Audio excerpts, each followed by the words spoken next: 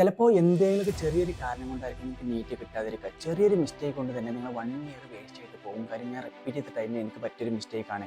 അപ്പോൾ ഒരുപാട് students Instagram വഴിയും വാട്സപ്പ് വഴിയൊക്കെ ഒരുപാട് പേര് മെസ്സേജ് ചെയ്യുന്നുണ്ട്, ഓരോ കാര്യങ്ങൾ ചോദിച്ചിട്ട്. അപ്പം നിങ്ങളുടെ ഡൗട്ടുകളും അതൊക്കെ തന്നെയായിരിക്കും. അതൊക്കെ ഞാൻ ക്ലിയർ ചെയ്യുന്നുണ്ട്. അതുപോലെ തന്നെ വേറെ ഇമ്പോർട്ടൻ്റ് ആയിട്ടുള്ള ഒരു കാര്യം പറയുകയാണ്, നിങ്ങൾ എല്ലാവരും തന്നെ വീഡിയോ ലൈക്ക് ചെയ്യുക. ഇപ്പോൾ തന്നെ ലൈക്ക് ചെയ്ത് കൊടുത്ത കാര്യം അത്രയും എഫേർട്ട് എടുക്കുന്നുണ്ട് വീഡിയോ ഷൂട്ട് ചെയ്യാനും എഡിറ്റ് ചെയ്യാനും, ഒരുപാട് ടൈം സ്പെൻഡ് ചെയ്യുന്നുണ്ട്.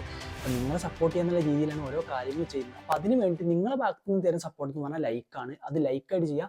അതുപോലെ തന്നെ നിങ്ങൾ സബ്സ്ക്രൈബ് ചെയ്യുക. സബ്സ്ക്രൈബ് ചെയ്ത് കഴിഞ്ഞാൽ നിങ്ങൾക്ക് ഞാൻ ഇടുന്ന എല്ലാ വീഡിയോസും നിങ്ങൾക്ക് അപ്പോൾ തന്നെ നോട്ടിഫിക്കേഷൻ ആയിട്ട് വരും. കാര്യം എന്ന് വെച്ചാൽ നമ്മൾ ഒരുപാട് MBBS വ്ളോഗും കാര്യങ്ങളൊക്കെ ഇടാനുണ്ട്. കാര്യം നിങ്ങളെ മോട്ടിവേറ്റ് ചെയ്യുന്ന എല്ലാ കാര്യങ്ങളും നമ്മൾ പോസ്റ്റ് ചെയ്യുന്നതായിരിക്കും. നീറ്റ് ബേസ്ഡ് ചാനലല്ല, നമ്മൾ MBBS വീഡിയോസും പോസ്റ്റ് ചെയ്യുന്നുണ്ട്. അപ്പോൾ ഒന്നും കൂടി നിങ്ങൾക്ക് മോട്ടിവേറ്റ് ചെയ്യാൻ വേണ്ടിയിട്ട് കാര്യങ്ങളൊക്കെ ഹെൽപ്പ് ചെയ്യും. അപ്പോൾ ഫസ്റ്റ് സ്റ്റുഡൻറ്റ് ചോദിച്ച കാര്യങ്ങളാണ്, ഏറ്റവും ഹൈ വെയിറ്റേജ് ടോപ്പിക്സ് ഏതൊക്കെയാണെന്നുള്ളതാണ്. 2026 നീറ്റിന് വേണ്ടിയിട്ട് ഏറ്റവും ഹൈ വെയിറ്റേജ് ടോപ്പിക് ഏതൊക്കെയാണെന്നുള്ളതാണ്. അപ്പോൾ എൻ്റെ കയ്യിൽ ഞാൻ 2025 വേണ്ടിയിട്ട് ഞാനൊരു ഹൈ വെയിറ്റേജ് ലിസ്റ്റ് ഉണ്ടാക്കിയിട്ടുണ്ടായിരുന്നു. സോ അതിൻ്റെ കുറച്ച് കാര്യങ്ങളുണ്ട്. അപ്പോൾ അത് ഞാൻ പറഞ്ഞുതരാം. അത് തന്നെയായിരിക്കും 2026 വേണ്ടിയിട്ട് ഹൈ വെയിറ്റേജ് ടോപ്പിക്. ഒരിക്കലും നിങ്ങൾ ഹൈ വെയിറ്റേജ് ടോപ്പിക് വെച്ച് പഠിക്കരുത്.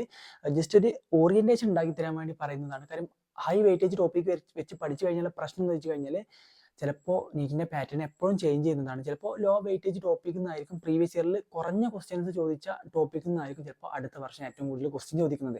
അത് ഡിപ്പെൻഡ് ചെയ്തിട്ടിരിക്കും. നമുക്ക് പറയാൻ പറ്റില്ല, പ്രെഡിക്റ്റ് ചെയ്യാൻ പറ്റില്ല. ഓക്കെ, മനസ്സിലായില്ലേ? അപ്പോൾ ഞാൻ പറഞ്ഞുതരാം. ഫസ്റ്റ് ഓഫ് ഓൾ പറയാനുള്ളത് കറണ്ട് ഇലക്ട്രിസിറ്റിയിൽ നിന്ന് ഏകദേശം 2024 4 ക്വസ്റ്റ്യന് അതായത് 4 ക്വസ്റ്റ്യൻ ആവറേജ് ഒരു 4 ക്വസ്റ്റ്യനാണ് കറണ്ട് ഇലക്ട്രിസിറ്റിയിൽ ചോദിക്കുന്നത്. അപ്പോൾ ഏറ്റവും high weightage topic current electricity, പിന്നെ ഇലക്ട്രോസ്റ്റാറ്റിക് പൊട്ടൻഷ്യൽ ആൻഡ് കപ്പാസിറ്റൻസ്, പിന്നെ മാഗ്നറ്റിസം ആൻഡ് മാറ്റർ, അങ്ങനെ പോകും. നിങ്ങൾക്ക് ഇത് വായിച്ചാൽ മനസ്സിലാവാൻ പറ്റും.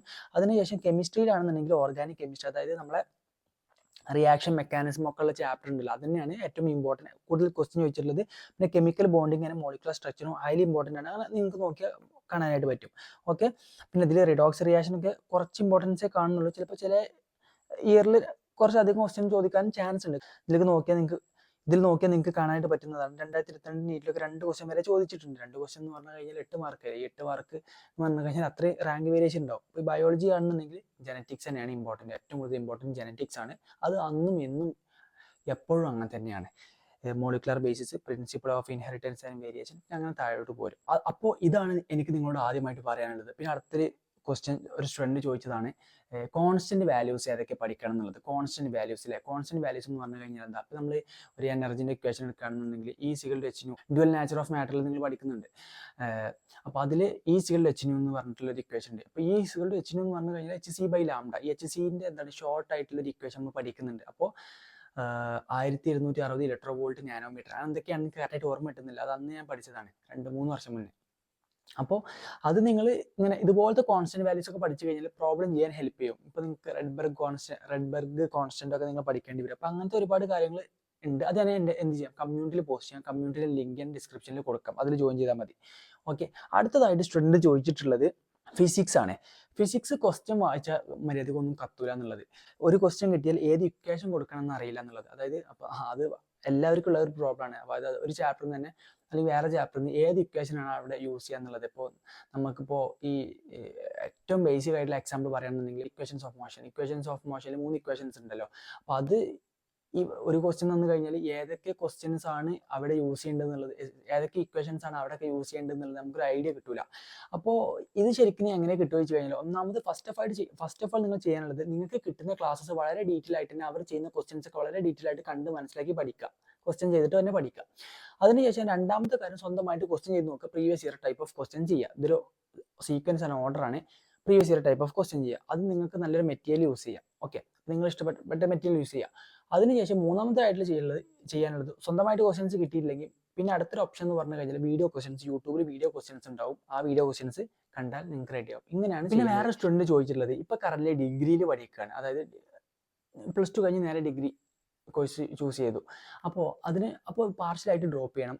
ഏത് ആപ്പാണ് നല്ലത്, ഏതൊക്കെ ബുക്സ് റെഫർ ചെയ്യണം. ഒരു ആപ്പ് ഞാൻ പറഞ്ഞുതരാം, ടെല്ല ക്ലാസ്സസ്. നിങ്ങൾക്ക് എല്ലാവർക്കും അറിയുന്നുണ്ട്, ഒരുപാട് വീഡിയോസ് ഞാൻ പറഞ്ഞതാണ്. മോസ്റ്റ് അഫോർഡബിൾ ആയിട്ടുള്ള രീതിയിലാണ് പ്രൊവൈഡ് ചെയ്യുന്നത് ഇവർ. പിന്നെ മെഡിക്കോ മെൻറ്റേഴ്സ് ഉണ്ട്. ഒരു ബാച്ച് എന്ന് പറഞ്ഞാൽ കുറച്ച് സ്റ്റുഡൻസ് മാത്രമേ അതിലുള്ളൂ. അപ്പോൾ ഒരു ബാച്ചിൽ 20 സ്റ്റുഡൻസ് ഒക്കെ ആണെന്നുണ്ടെങ്കിൽ മെഡിക്കോ മെൻറ്റേഴ്സ് നിങ്ങൾക്ക് ഉണ്ടാവും.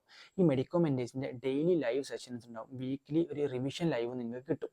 ഓക്കെ, മെൻറ്റേഴ്സിൻ്റെ വക ഡെയിലി ഒരു ലൈവ് കിട്ടും നിങ്ങൾക്ക്. പിന്നെ 24/7 ഡൗട്ട് ക്ലിയറൻസ് സെക്ഷൻ ഉണ്ട്. അപ്പോൾ ഞാൻ പറഞ്ഞല്ലോ കുറച്ച് സ്റ്റുഡൻസ് മാത്രമേ ഉള്ളൂ എന്നുള്ളൂ. അപ്പോൾ റിസൾട്ട് ആണെന്നുണ്ടെങ്കിൽ കുറച്ച് സ്റ്റുഡൻസിന് തന്നെ ഏകദേശം എല്ലാ വർഷവും ഇപ്പോൾ 20 സ്റ്റുഡൻസ് വെച്ചിട്ടാണ് ഒരു ബാച്ച് തുടങ്ങുന്നത്. അപ്പോൾ ഓരോ ബാച്ചിൽ നിന്ന് ഓരോ റിസൾട്ട് വരെ അവർക്ക് ഉണ്ടാക്കാൻ കഴിഞ്ഞിട്ടുണ്ട്. കാര്യം 20 സ്റ്റുഡൻസിൽ നിന്ന് ഒരു സ്റ്റുഡൻറ്റ് MBBS ക്രാക്ക് ചെയ്തെന്ന് പറഞ്ഞു കഴിഞ്ഞാൽ അത്രയും വലിയൊരു സംഭവം തന്നെയാണ്.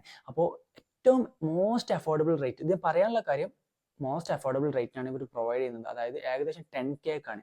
ഈ 10K എന്തൊക്കെ ഫീച്ചേഴ്സ് ആണെന്നുള്ളത് ഞാൻ പറഞ്ഞുതരാം. ആദ്യമായിട്ട് പറയാനുള്ളത്, ഞാൻ ആൾറെഡി എല്ലാ കാര്യങ്ങളും പറഞ്ഞു കഴിഞ്ഞിട്ടുണ്ട്. നിങ്ങൾക്ക് മാസ്റ്റർ ക്ലാസ്, ഡീറ്റെയിൽഡ് ക്ലാസ് നിങ്ങൾക്ക് കിട്ടും. പിന്നെ നിങ്ങൾക്ക് പവർ ബാങ്ക് എന്ന് പറഞ്ഞിട്ടുള്ള ഒരു കാര്യമുണ്ട്. അതായത് ക്വസ്റ്റ്യൻ ഡിസ്കഷൻ സീരീസ് ആണ്.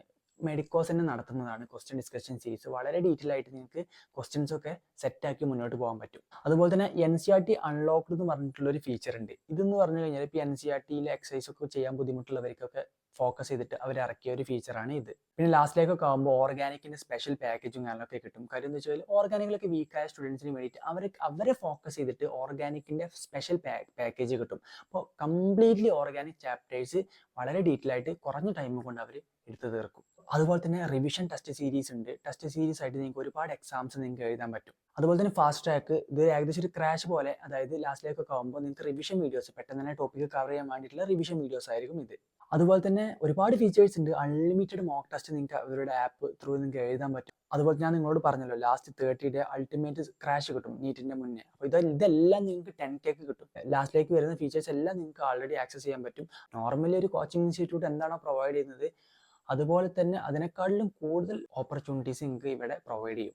അതുപോലെ തന്നെ നിങ്ങൾ വേറെ ഏതൊരു കോച്ചിങ് ഇൻസ്റ്റിറ്റ്യൂട്ടിലാണെന്നുണ്ടെങ്കിലും നിങ്ങൾക്ക് ഇത് എടുക്കാൻ പറ്റും. കാരണം എന്ന് വെച്ച് കഴിഞ്ഞാൽ നിങ്ങൾക്ക് ഒരു ആപ്പ്, സെക്കൻഡറി ആപ്പ് എന്നുള്ള രീതിയിൽ അവരുടെ ക്ലാസ് മനസ്സിലായില്ലെങ്കിൽ ഈ ഒരു ക്ലാസ് എടുത്ത് ചിലപ്പോൾ ഈ ഒരു എക്സാം ചെയ്ത് സെക്കൻഡറി ആയിട്ട് എക്സാംസ് ചെയ്ത് കാര്യം ഒരുപാട് എക്സാം ചെയ്ത് കഴിഞ്ഞാൽ അത്രയും മാർക്ക് ഇമ്പ്രൂവ് ചെയ്യാൻ പറ്റും.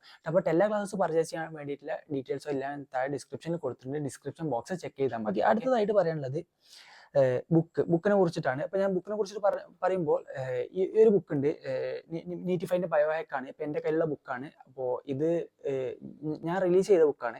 ഇത് ആവശ്യക്കാരുണ്ടെന്നുണ്ടെങ്കിൽ എനിക്ക് പേഴ്സണലി മെസ്സേജ് അയച്ചാൽ മതി, അതൊന്ന് തരാം. ഓക്കെ, അപ്പോൾ വാട്സപ്പ് ഗ്രൂപ്പിൽ ജോയിൻ ചെയ്തിട്ട് എനിക്ക് പേഴ്സണലി മെസ്സേജ് അയച്ചാൽ മതി. ബാക്കിയുള്ള ഡീറ്റെയിൽസ് ഞാൻ പറയാം. ഓക്കെ, അപ്പോൾ ഇത് ബയോളജീൻ്റെ ബുക്കാണ്. പിന്നെ ഫിസിക്സിനൊക്കെ ആണെന്നുണ്ടെങ്കിൽ നിങ്ങളുടെ ഇഷ്ടം, MTJ നീറ്റ് എക്സാമിനൊക്കെ നല്ലതാണ്. ഓക്കെ, ഈ 11th ബേസ് ഇല്ലാത്ത ഒരുപാട് പേര് മെസ്സേജ് അയക്കുന്നുണ്ട്. അപ്പോൾ 11th ബേസ് ഇല്ലാത്ത സ്റ്റുഡൻറ്റ് എങ്ങനെ പഠിക്കണം എന്നുള്ളത്. 11th ബേസ് ഇല്ല, 12th കുറച്ച് പഠിച്ചിട്ടുണ്ട്, കാര്യം അത്യാവശ്യം പഠിച്ചിട്ടുണ്ട്. പിന്നെ നീറ്റിന് കയറി, അല്ലെങ്കിൽ ഇപ്പോൾ 12th 11th പഠിച്ചിട്ടില്ല, ഇപ്പോൾ 12th ഈ വർഷം നീറ്റ് എഴുതണം. അല്ലെങ്കിൽ 11th പഠിച്ചിട്ടില്ല, 12th അത്യാവശ്യം പഠിച്ചു, ഇപ്പോൾ റിപ്പീറ്റ് ചെയ്യാൻ കയറി. ഇവരൊക്കെ ചെയ്യേണ്ടത് ആദ്യമായിട്ട് നിങ്ങൾ മനസ്സിലാക്കേണ്ടത്, ഇപ്പോൾ 12th ഉള്ളത് 12th നന്നായിട്ട് പഠിക്കുക. ഈ ശരിക്കും 12th നന്നായിട്ട് അറിയണമെന്നുണ്ടെങ്കിൽ 11th അറിയണം. അതിൻ്റെ കൂടെ തന്നെ 11th കൊണ്ടുപോകാൻ പറ്റുകയാണെങ്കിൽ ഓക്കെ. ഇപ്പോൾ റിപ്പീറ്റേഴ്സ് ആണെങ്കിൽ നിങ്ങൾക്ക് പ്രശ്നമില്ല, കാര്യം ബേസിക് നിന്നാണ് സ്റ്റാർട്ട് ചെയ്യുക. 11th ടോപ്പിക് ആയിരിക്കും ആദ്യം എടുക്കുന്നത്. ഓൺലൈൻ്റെ കേസാണ് ഞാൻ പറയുന്നത്, ഓഫ്ലൈൻ്റെ എനിക്ക് കറക്റ്റായിട്ട് അറിയില്ല. ഇപ്പോൾ നിങ്ങൾ ബേസിക് ആയിട്ടുള്ള കാര്യങ്ങൾ, അതായത് ഇപ്പോൾ ഓർഡറിൽ തന്നെ പഠിച്ചു പോവുക. ഇടയിൽ നിന്ന് ഓരോ ചാപ്റ്ററിനെ പെറുക്കിയെടുക്കാതെ നിങ്ങൾ ഫസ്റ്റ് മുതൽ തന്നെ പഠിച്ചു പോവുക. അതായത് യൂണിറ്റ്സ് ആൻഡ് ഡയമെൻഷൻസ് ഫിസിക്സിൽ പഠിക്കുക, അതിനുശേഷം 1 ഡയമെൻഷൻ മോഷൻ, 2 ഡയമെൻഷൻ മോഷൻ, പിന്നെ അങ്ങനെ പോയിട്ട് ആ സീക്വൻസിൽ ഓർഡറിൽ തന്നെ പഠിച്ചു പോകുക. അങ്ങനെ ഉണ്ടെങ്കിൽ ഓക്കെ, ഒരു പ്രശ്നമില്ല, നിങ്ങൾക്ക് ബേസൊക്കെ ക്ലിയർ ആയിട്ട് സെറ്റ് ആവും ലാസ്റ്റിലേക്കൊക്കെ ആകുമ്പോൾ. ഇപ്പോൾ കറന്റ് 12th പഠിക്കുന്നവർ നിങ്ങൾ എന്ത് ചെയ്യുക, 12th ഫോക്കസ് ചെയ്യുക. പിന്നെ ടൈം കിട്ടുമ്പോൾ 11th കൂടി പഠിക്കാൻ നോക്കുക, അല്ലാതെ വേറെ നമുക്കൊരു ഓപ്ഷൻ ഇല്ല. അതുപോലെ തന്നെ ഓൺലൈൻ വേഴ്സസ് ഓഫ്ലൈൻ, ഒരുപാട് സ്റ്റുഡൻസിന് ഡൗട്ടൊക്കെ ഉള്ള ഓരോ ഏരിയയാണിത്. ഈ ഓൺലൈനിലുള്ള സ്റ്റഡി ടിപ്സ് ചോദിച്ചിട്ട് ഒരുപാട് പേര് മെസ്സേജ് അയക്കാറുണ്ട്. കാര്യം ഞാൻ ഓൺലൈൻ സ്റ്റുഡൻ്റ് ആണ്, ഞാൻ ഓഫ്ലൈനും പോയിട്ടുണ്ട് 1 month. പക്ഷേ ഓൺലൈനാണ് എനിക്ക് ഒന്നും കൂടി എഫക്റ്റ് ആയിട്ടുള്ളത്. അതുപോലെ തന്നെ ഓൺലൈനാണോ ഓഫ്ലൈനാണോ ചോദിച്ചിട്ട് മെസ്സേജ് അയക്കാറുണ്ട്. എൻ്റെ ഒരു സജഷൻ എന്ന് പറഞ്ഞു കഴിഞ്ഞാൽ വീട്ടിലിരുന്ന് നിങ്ങൾക്ക് അടിപൊളിയായിട്ട് പഠിക്കാൻ പറ്റുകയാണെന്നുണ്ടെങ്കിൽ ഓൺലൈൻ തന്നെയാണ് ബെസ്റ്റ്. വീട്ടിലിരുന്ന് അടിപൊളിയായിട്ട് പഠിക്കാൻ പറ്റുകയാണെന്നുണ്ടെങ്കിൽ ഓൺലൈൻ തന്നെയാണ് ബെസ്റ്റ്. കാര്യം എന്ന് വെച്ച് കഴിഞ്ഞാൽ ഓൺലൈനിലെ പ്രത്യേകതകൾ എന്തൊക്കെയാണ് പറഞ്ഞുതരാം, ഫീച്ചേഴ്സ്. ഓൺലൈൻ ആകുമ്പോൾ മൾട്ടിപ്പിൾ വീഡിയോസ് എനിക്ക് ആക്സസ് ചെയ്യാൻ പറ്റും. മൾട്ടിപ്പിൾ വീഡിയോസ് എന്ന് പറഞ്ഞാൽ ഒരു ഇൻസ്റ്റിറ്റ്യൂട്ടിൻ്റെ വീഡിയോ മനസ്സിലായില്ലെങ്കിൽ വേറെ ഇൻസ്റ്റിറ്റ്യൂട്ടിൻ്റെ യൂട്യൂബിലുള്ള വീഡിയോ കാണാം. ഓക്കെ, എക്സാം ആണെന്നുണ്ടെങ്കിൽ നിങ്ങൾക്ക് ഓൺലൈൻ വഴി എക്സാം എഴുതാം. പല എക്സാമും നിങ്ങൾക്ക് എഴുതാൻ പറ്റും. അതുപോലെ തന്നെ നിങ്ങൾക്ക് എന്ത് ഡൗട്ട് ഉണ്ടെന്നുണ്ടെങ്കിലും ഫാക്കൽറ്റീസിൻ്റെ അടുത്തേക്ക് പോകാൻ തന്നെ AI ഒക്കെ ഉപയോഗിച്ചിട്ട് തന്നെ ഇപ്പോൾ ഡൗട്ട് എല്ലാം ക്ലിയർ ചെയ്യാൻ പറ്റും. അങ്ങനെ ഒരുപാട് ഫീച്ചേഴ്സ് ഉണ്ട് ഓൺലൈനിൻ്റെ. ഇത് കുറച്ച് ഫീച്ചേഴ്സ് പറഞ്ഞു.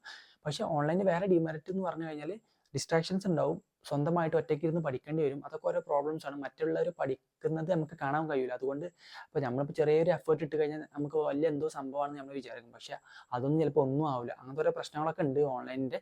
അപ്പോൾ അതൊക്കെ നമുക്ക് ഏകദേശം ഒരു ഐഡിയ വേണം. ഏകദേശം 14 മണിക്കൂർ പഠിക്കണം. അങ്ങനെയൊക്കെ നമ്മൾ സെറ്റാക്കി വെച്ച് കഴിഞ്ഞാൽ പിന്നെ ഏകദേശം ഒരു ഐഡിയ കിട്ടും. അല്ലെങ്കിൽ നിങ്ങൾക്ക് ഒരു ഓഫ്ലൈൻ ഫ്രണ്ട് കൂടി ഒപ്പം വേണം. അപ്പോൾ അവിടുത്തെ കാര്യങ്ങളൊക്കെ വിളിച്ച് അന്വേഷിക്കുക. അതുപോലെ നമ്മൾ ഓൺലൈൻ ഇവിടെ സെറ്റാക്കിയാൽ മതി. ഓക്കെ, മനസ്സിലായില്ലേ? പിന്നെ വേറൊരു ഇമ്പോർട്ടൻ്റ് ആയിട്ടുള്ള കാര്യം എന്ന് പറഞ്ഞു കഴിഞ്ഞാൽ ബാക്ക്ലോഗ് തന്നെയാണ്. ഈ ബാക്ക്ലോഗ് എങ്ങനെ ക്ലിയർ ആക്കുക എന്നുള്ളത്. ക്ലാസ് തുടങ്ങിയിട്ട് ഏകദേശം 2 മാസമായിട്ട് അപ്പോഴത്തേക്കും ഒരുപാട് സ്റ്റുഡൻസ് മെസ്സേജ് അയക്കുന്നുണ്ട് ബാക്ക്ലോഗിനെ കുറിച്ചിട്ട്. ഈ ബാക്ക്ലോഗ് എന്ന് പറഞ്ഞു കഴിഞ്ഞാൽ ഭയങ്കര പ്രശ്നമാണ്.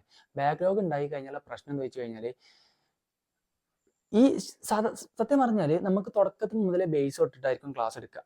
അപ്പോൾ അതിലുള്ള ഒരു സെൻറ്ററിലുള്ള ഒരു ക്ലാസ് മിസ്സായി കഴിഞ്ഞാൽ എന്താണ്, അപ്കമിങ് ക്ലാസ്സസ് ഒന്നും മനസ്സിലാവും. അതായത് തുടക്കത്തിലുള്ള ക്ലാസ് മനസ്സിലായില്ലെങ്കിൽ ഇനി വരാൻ പോകുന്ന ക്ലാസ് മനസ്സിലാവില്ല. അപ്പോൾ ഈ ഒരു ബാക്ക്ലോഗ് ക്ലിയർ ആക്കിയാലേ ഇത് റെഡി ആയിട്ട് മനസ്സിലാവുള്ളൂ. അപ്പോൾ നിങ്ങളോട് പറയാനുള്ളത്, ബാക്ക്ലോഗ് നിങ്ങൾ തുടക്കത്തിൽ തന്നെ ബാക്ക്ലോഗ് വരുത്താതിരിക്കുക. ബാക്ക്ലോഗ് വന്നു കഴിഞ്ഞാൽ ഭയങ്കര പെടലാണ്. എനിക്ക് ഏകദേശം 100 ക്ലാസ്സൊക്കെ ബാക്ക്ലോഗ് ഉണ്ടായിരുന്നു. അതൊക്കെ ഞാൻ കേട്ട് തീർത്തിട്ടുണ്ട്. അതിൻ്റെ ഡീറ്റെയിൽ വീഡിയോ ഒക്കെ ചെയ്തിട്ടുണ്ട്. വേണമെന്നുണ്ടെങ്കിൽ ഇനിയും ചെയ്യാം. ബാക്ക്ലോഗ് ഇനി നിങ്ങൾക്ക് ഉണ്ടെങ്കിൽ പെട്ടെന്ന് കവർ ചെയ്യണം. ഡെയിലി 1 hour അല്ലെങ്കിൽ 2 hour ബാക്ക്ലോഗിന് സ്പെൻഡ് ചെയ്യാം. ബാക്ക്ലോഗ് ഉണ്ടെങ്കിൽ പൊതുവെ എക്സാമിലൊക്കെ മാർക്ക് കുറയും. കാര്യം നിങ്ങൾ ബാക്ക്ലോഗ് ക്ലാസ് കേൾക്കണം. അപ്പോൾ ഡെയിലി ടോപ്പിക്ക് പഠിക്കാൻ പറ്റില്ല. അപ്പോൾ അത് പഠിക്കുന്നതിൻ്റെ അളവ് കുറയും, ക്വസ്റ്റ്യൻ്റെ അളവ് കുറയും. യെസ്, ഡെഫിനറ്റ്ലി നിങ്ങൾക്ക് എക്സാമിൽ മാർക്ക് കുറയും. അതുപോലെ തന്നെ physics and chemistry short note എന്നോട് തിരുവനന്തപുരം ചോദിച്ചിട്ടുണ്ട്. ഓൾറെഡി ഞാൻ ഗ്രൂപ്പിൽ പോസ്റ്റ് ചെയ്യുന്നുണ്ട്. കമ്മ്യൂണിറ്റിൻ്റെ ലിങ്ക് താഴെ കൊടുത്തിട്ടുണ്ട്, ഡിസ്ക്രിപ്ഷൻ ബോക്സിലുണ്ട്. അതുപോലെ തന്നെ വേറൊരു കാര്യം പറയാനുള്ളത്, ഷോർട്ട് നോട്ടൊക്കെ നിങ്ങൾ സ്വന്തമായിട്ട് എഴുതി ഉണ്ടാക്കുക. അതിൽ ടൈം ഉണ്ട്, എന്നാലേ നിങ്ങൾക്ക് എഫക്റ്റീവ് ആയിട്ട് മാറുള്ളൂ.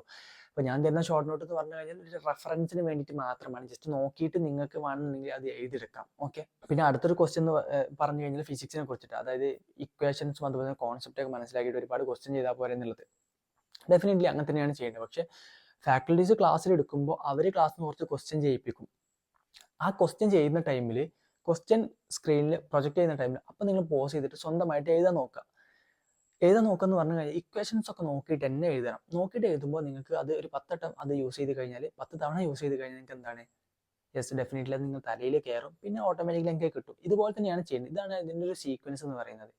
ക്വസ്റ്റ്യൻസ് ഒക്കെ ചെയ്യുമ്പോൾ നോക്കിയിട്ട് തന്നെ ചെയ്യുക. ക്വസ്റ്റ്യൻസും അതുപോലെ തന്നെ ഇക്വേഷൻസ് ഒക്കെ നോക്കിയിട്ട് തന്നെ ചെയ്യുക.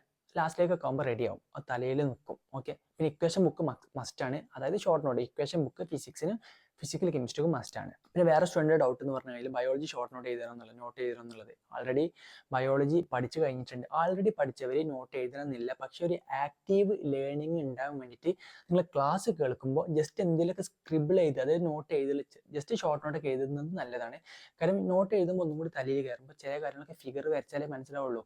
ഈ പ്ലാൻ കിണ്ടത്തിലൊക്കെ ഒരുപാട് കാര്യങ്ങൾ പറയാനുണ്ട്. അതൊക്കെ ചില കാര്യങ്ങളൊക്കെ ഫിഗർ വരച്ചാലേ മനസ്സിലാവുള്ളൂ, കാണാതെ പഠിക്കാൻ കഴിയൂല. അപ്പോൾ ഫിഗർ വരച്ച കാര്യങ്ങൾ എഴുതിയിട്ട് തന്നെ നിങ്ങൾ പഠിക്കണം. പിന്നെ അതുപോലെ തന്നെ വേറെ സ്റ്റുഡൻറ്റ് ചോദിച്ചില്ല, അറ്റ് ലാസ്റ്റ് ഫൈനലി പറയാനുള്ളതാണ്, 2026 NCERT ടെക്സ്റ്റ് ചേഞ്ച് ചെയ്യുന്നുണ്ട്. അത് നിങ്ങൾ നീറ്റിനെ എഫക്റ്റ് ചെയ്യും എന്നുള്ളത്. NTAൻ്റെ ഭാഗത്ത് നിന്ന് അപ്ഡേറ്റ് വന്നു കഴിഞ്ഞാൽ നിങ്ങൾ തീർച്ചയായിട്ടും അത് ഫോളോ ചെയ്യണം. അപ്പോൾ കറൻറ്റ്ലി അവർ അപ്ഡേറ്റ് തന്നിട്ടില്ല. അപ്പോൾ നിങ്ങൾക്ക് പ്രശ്നങ്ങളൊന്നുമില്ല. ഓക്കെ. NTAൻ്റെ അപ്ഡേറ്റ് അപ്പോൾ നോക്കുക. ഞാൻ അപ്ഡേറ്റ് ചെയ്യാം, ഞാൻ ഗ്രൂപ്പിൽ അപ്ഡേറ്റ് ചെയ്യാം. നിങ്ങൾ ഗ്രൂപ്പിൽ ജോയിൻ ചെയ്താൽ മതി. അല്ലെങ്കിൽ നിങ്ങൾ കേരളത്തിൽ തന്നെ പ്രീമിയം ഇൻസ്റ്റിറ്റ്യൂട്ടിൻ്റെ യൂട്യൂബ് ചാനലൊക്കെ ഫോളോ ചെയ്യുക. തീർച്ചയായിട്ടും അവർ നിങ്ങളെ അസിസ്റ്റ് ചെയ്യുന്നതായിരിക്കും. അല്ലെങ്കിൽ നിങ്ങൾ മെൻറ്റേഴ്സിനോട് ചോദിക്കുക, തീർച്ചയായിട്ടും അവരും പറഞ്ഞു തരുന്നതായിരിക്കും. അപ്പോൾ ഇത്ര കാര്യങ്ങളൊക്കെ പറയാനുള്ളൂ. ഡീറ്റെയിൽ ആയിട്ടുള്ള ഇമ്പോർട്ടൻ്റ് ആയിട്ടുള്ള എല്ലാ കാര്യങ്ങളും പറഞ്ഞിട്ടുണ്ട്. തെറ്റിക്കാൻ പോകുന്ന കാര്യങ്ങളും അതുപോലെ തന്നെ എന്തൊക്കെ നിങ്ങൾ ഫോക്കസ് ചെയ്യണം എന്നുള്ളതും ഡൗട്ടൊക്കെ ക്ലിയർ ചെയ്യുക എന്നുള്ളതാണ് ഈ ഒരു വീഡിയോ. ലൈക്ക് ചെയ്യുക, സബ്സ്ക്രൈബ് ചെയ്യുക. So all the best.